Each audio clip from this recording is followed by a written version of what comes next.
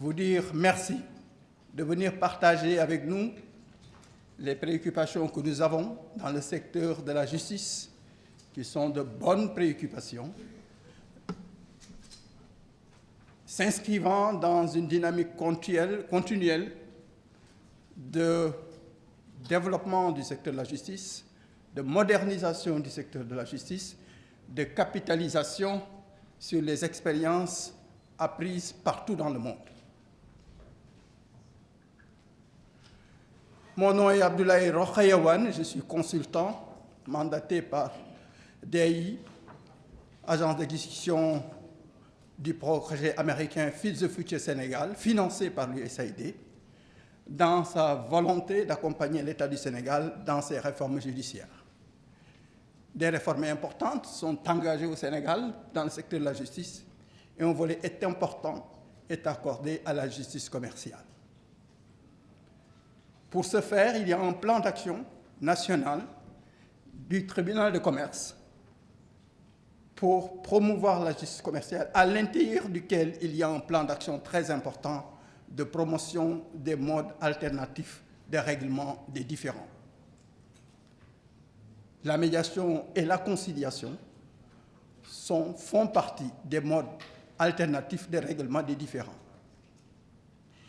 Mais pourquoi donc il est si important dans le monde, pas seulement au Sénégal, que les gens réfléchissent sur les façons de rendre nos systèmes judiciaires plus efficaces? C'est une préoccupation du Sénégal, c'est une préoccupation de l'Afrique et c'est une préoccupation de tous les pays du monde. Je donne l'exemple d'un pays comme le Canada que je connais bien, puis avoir vécu plusieurs années. Aujourd'hui, au Canada, au Québec, c'est le barreau du Québec qui publie chaque année les guides de la médiation. Parce que la justice considère que tout contentieux commercial, quel qu'il soit, peut être réglé par la médiation-conciliation et ce n'est pas nécessaire de venir perturber les juges. Ce sont des pratiques dans le monde. Certainement de façon plus forte dans le monde anglo-saxon, mais ce sont des pratiques très développées dans les pays émergents. L'illustration la plus évidente que je donne souvent, c'est que toute la croissance de la Chine pendant très longtemps s'est appuyée sur les investissements des fonds de pension ou des fonds d'investissement des pays occidentaux. Comment donc la Chine, qui est si loin du monde occidental, physiquement, culturellement, historiquement, idéologiquement, a un contexte d'investissement qui ne fait peur à aucun pays occidental?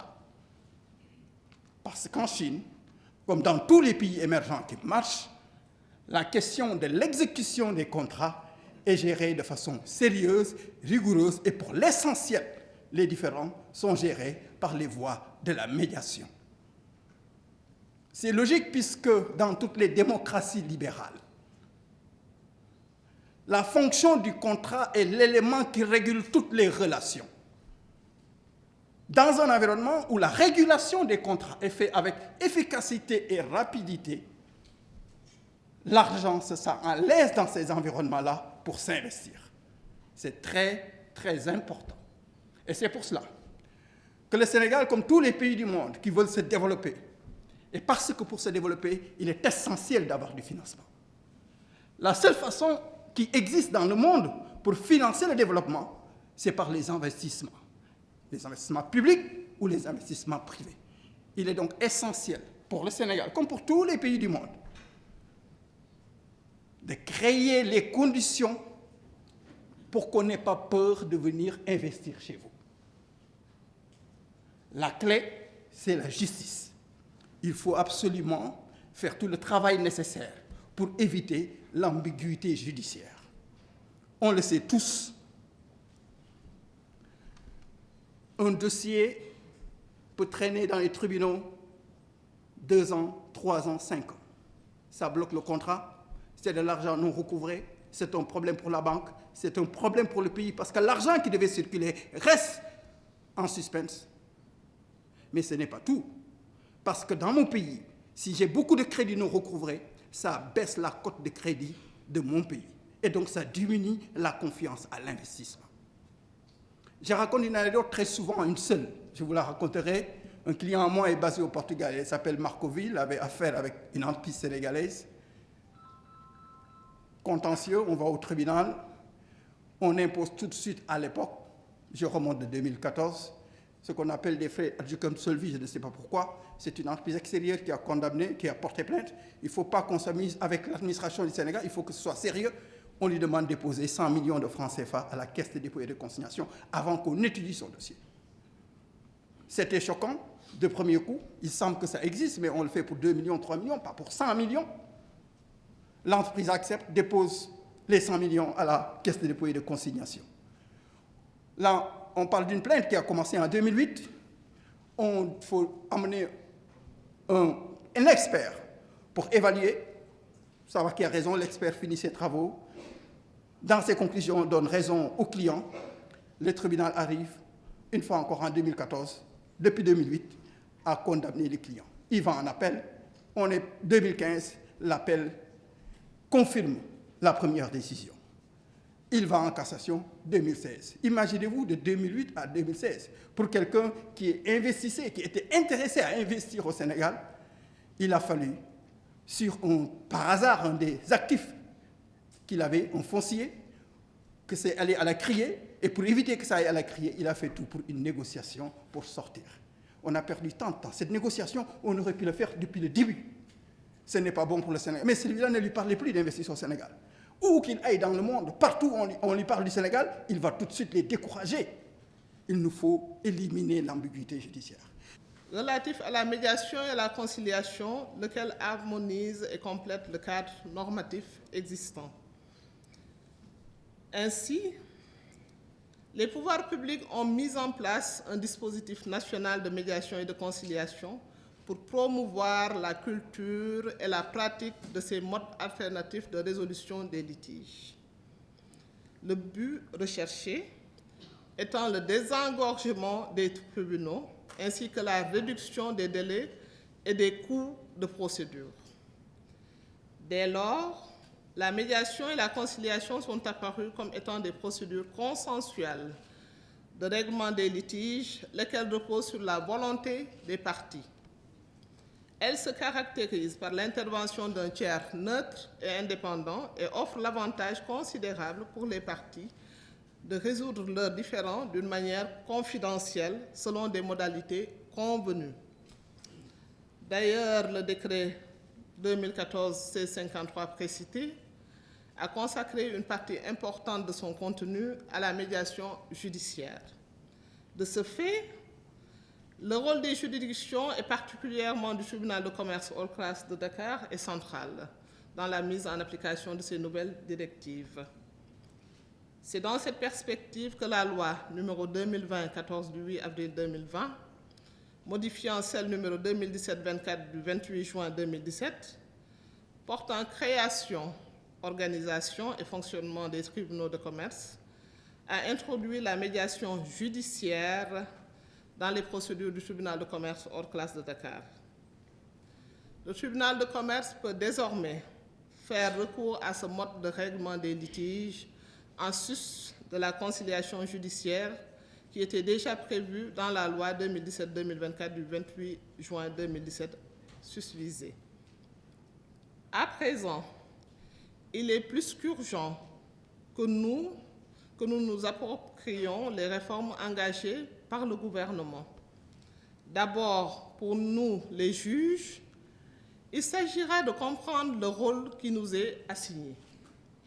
À titre principal, nous devons faire la promotion des MARD, des modes alternatifs de règlement des différends, plutôt que d'en être des acteurs. Être des promoteurs des MARD et non des protagonistes. Je précise ma pensée.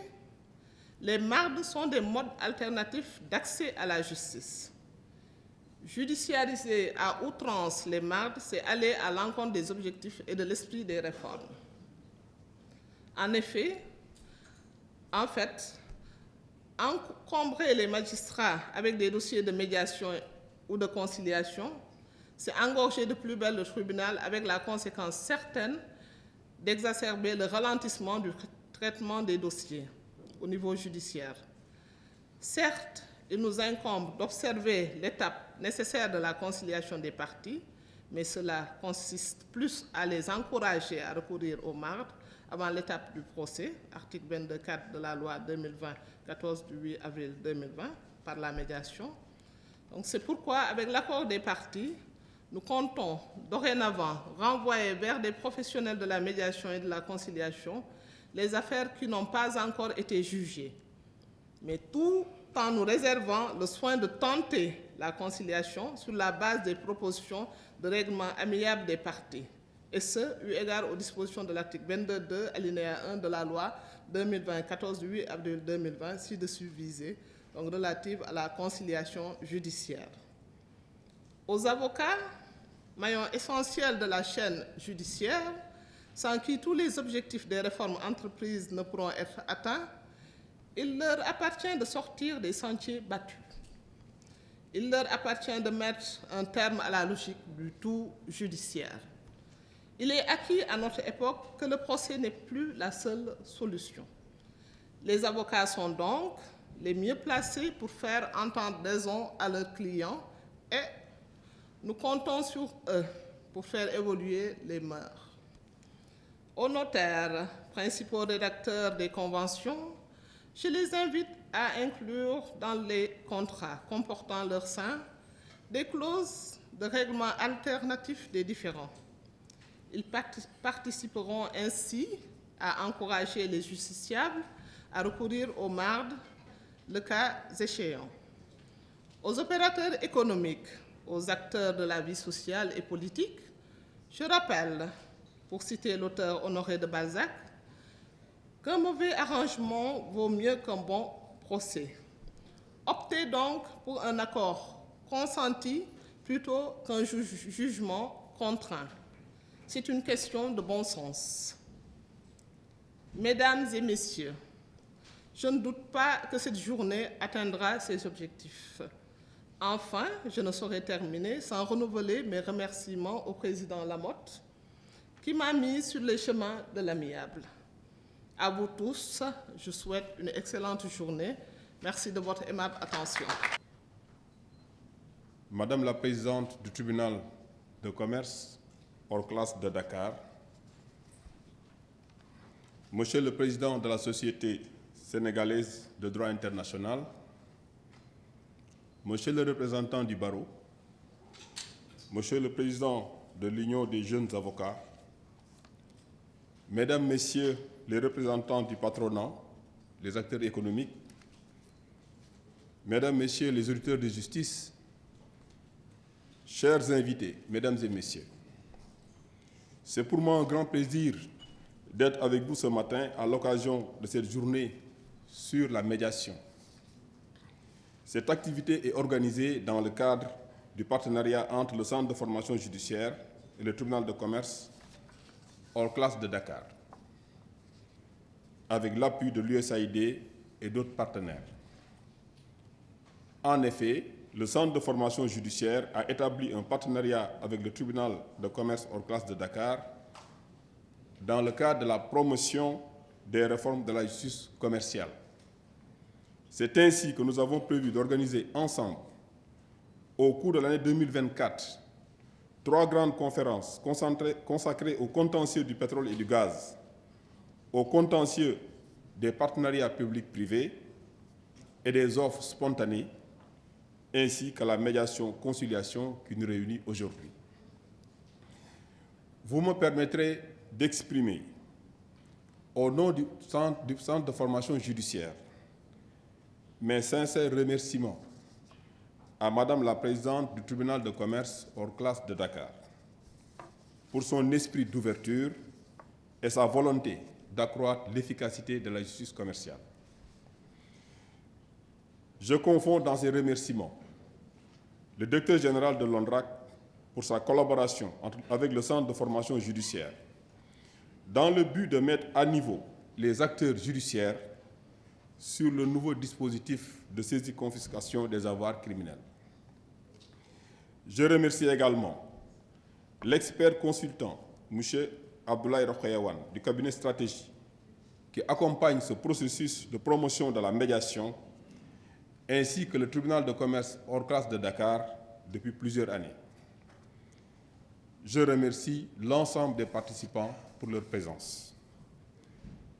Mesdames et messieurs, nous sommes réunis aujourd'hui pour cette conférence dédiée à la médiation, un sujet d'une importance croissante dans nos systèmes judiciaires.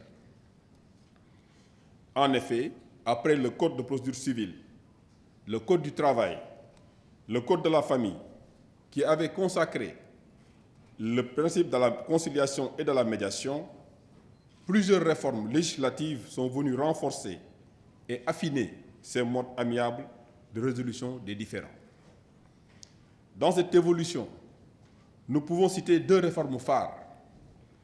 Il s'agit du décret 2014-1653 du 24 décembre 2014 relatif à la médiation et à la conciliation, qui est venu harmoniser et compléter le cadre normatif existant en créant notamment, ce qui est très important pour nous, le pont procédural qui permet de rendre opérationnelle la médiation judiciaire. Il y a aussi la loi 2020-14 du 8 avril 2020, modifiant la loi 2017-24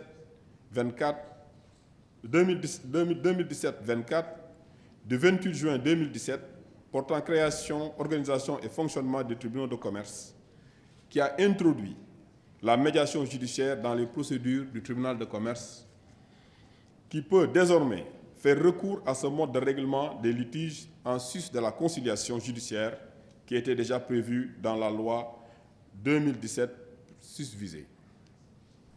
Il est aussi important de signaler le décret 2007-1253 modifiant le décret 99-1124 du 17 novembre 1999 relatif aux maisons de justice, à la médiation et à la conciliation, qui a instauré une médiation de proximité au Sénégal. L'objectif avoué de ces réformes est de désengorger les rôles des juridictions dans le but d'accélérer le règlement du contentieux économique en vue de créer un climat des affaires propice aux investissements. Pour accompagner cette évolution, le Centre de formation judiciaire, en tant que structure chargée de la formation des personnels judiciaires et en particulier des magistrats, doit intégrer la médiation dans la formation de nos futurs acteurs judiciaires. Il doit aussi mettre à niveau les acteurs qui sont déjà sur le terrain. La médiation représente un mode alternatif de règlement des différends qui offre de nombreux avantages. Il s'agit de deux entités à vocation professionnelle qui comptent en leur sein des structures opérationnelles, notamment une commission consacrée à la médiation. C'est donc le lieu de remercier ici l'USAID et les organisateurs de cette première journée de la médiation de nous avoir associés à ce qui, pour nous, et nous l'espérons, constituera la première édition de plusieurs autres journées de la médiation. Nous estimons qu'il y a besoin effectivement de pérenniser cette journée de la médiation. Par ailleurs, je voudrais relever, pour le regretter d'ailleurs, l'absence de maître Henry Dinnen. Henry Dinnen est avocat, médiateur, ancien juge à la Cour suprême de l'État de Caroline du Sud et ancien conseiller du gouverneur de Caroline du Sud. Monsieur Henin devait venir nous rejoindre ici. Malheureusement, pour des raisons d'ordre familial, il a dû renoncer à son voyage et nous le regrettons véritablement. Et je pense qu'il s'agit effectivement d'une absence qui sera justement comblée parce que nous aurons l'occasion d'avoir Maître Amadou Dieng, Dr Amadou Dieng, qui nous parlera justement des expériences américaines et françaises. Par conséquent, nous regrettons bien sûr l'absence de Maître Denis, mais nous nous réjouissons d'avoir dans ce panel Maître Amadou Dieng, Dr Amadou Dieng, qui nous parlera donc de l'expérience américaine, expérience extrêmement enrichissante. Mesdames, Messieurs, je voudrais, avant de terminer cette brève prise de parole, lancer un appel. Un appel pour que cette initiative d'intérêt général soit institutionnalisée. Parce que, vous savez, de par le monde, il existe de ce qu'on appelle des journées de l'arbitrage. Il existe également des journées de la médiation.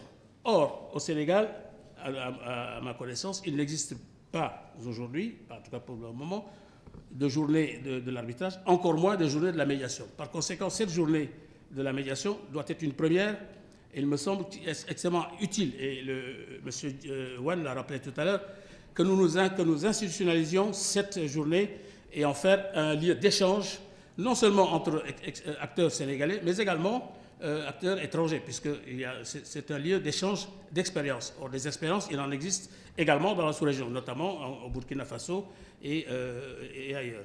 Par conséquent, il me semble important d'institutionnaliser cette journée, et c'est un appel vibrant que je lance à l'endroit des organisateurs, à l'endroit également de l'USAID, sponsor de cette journée, pour que cette journée soit la première d'une série de journées de la médiation.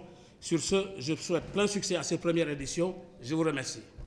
Mesdames et Messieurs les membres des sous-comités, banques et établissements financiers, acteurs portuaires qui travaillent sur le contentieux maritime, compagnies d'assurance, entreprises en difficulté et systèmes financiers décentralisés. Monsieur Hunter Keefe, directeur senior des programmes de DAI pour l'Afrique du Nord et de l'Ouest, bienvenue au Sénégal. Distingués invités en vos rangs, titres et qualités. Je suis heureuse de participer avec vous ce matin à l'ouverture de cette journée de la médiation organisée par le tribunal hors classe de Dakar, la Société sénégalaise de droit international et le Centre de formation judiciaire. D'une importance capitale, cette journée d'échange entre dans le cadre du plan d'action du tribunal de commerce hors classe de Dakar, dédié à la promotion des modes alternatifs de règlement des différends MARD, appuyé par le projet Feed the Future Sénégal, projet d'appui aux réformes et aux politiques agricoles, Policy, ou en anglais Policy System Services. Financé par l'USAID et mis en œuvre par le consortium DAI-IPAR, le projet PSS accompagne le tribunal du commerce dans la réalisation d'actions visant à accélérer son efficacité opérationnelle et à promouvoir les modes alternatifs de règlement des différends au Sénégal. Cet accompagnement de l'USAID constitue une réponse au programme global du ministère de la Justice du Sénégal pour appuyer l'implantation de la justice commerciale, augmenter l'efficacité de l'exécution des contrats, garantir la sécurité des investissements et accroître l'attractivité du Sénégal par l'amélioration de l'environnement des affaires.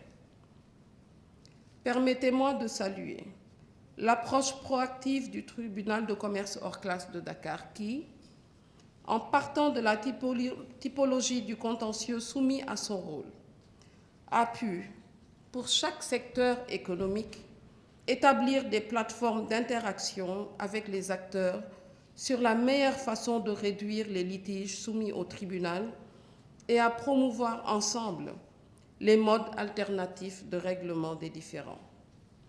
C'est le lieu de saluer l'excellent travail que mènent bénévolement avec le tribunal de commerce les membres des sous-comités, banques et établissements financiers, acteurs portuaires, compagnies d'assurance, entreprises en difficulté et secteurs financiers décentralisés pour réduire le contentieux soumis au tribunal de commerce et privilégier la médiation-conciliation dans le règlement des litiges.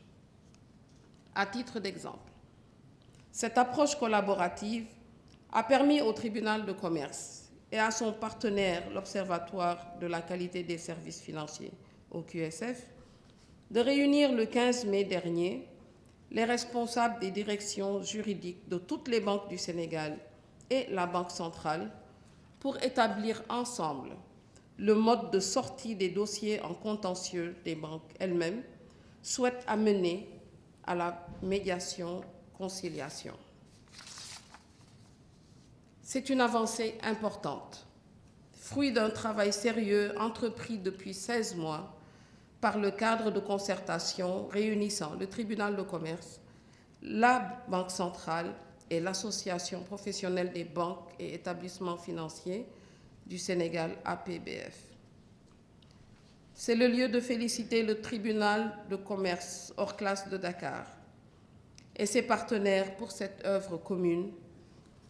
Je voudrais ainsi en profiter pour dire à la communauté des acteurs portuaires du Sénégal, à l'Association des assureurs du Sénégal, à l'Association professionnelle des systèmes financiers décentralisés et aux membres du sous-comité entreprises en difficulté, que nous soutenons leurs activités à travers le tribunal du commerce dans le cadre de son plan d'action pour la promotion de la médiation-conciliation et que nous avons hâte de participer à leurs prochains travaux.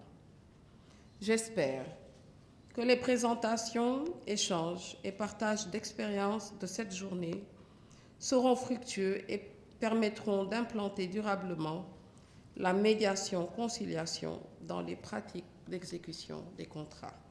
Je vous remercie de votre aimable attention.